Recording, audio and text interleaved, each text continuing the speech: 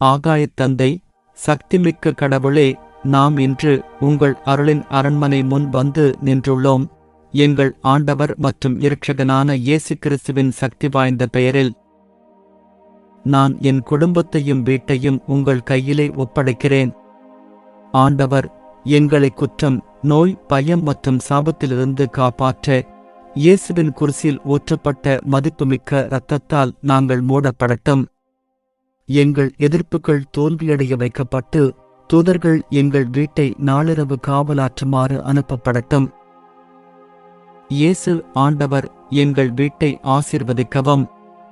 இந்த வீடு அமைதி, காதல், பிரார்த்தனை மற்றும் மகிழ்ச்சியுடன் நிரம்பியதாக இருக்கட்டும்.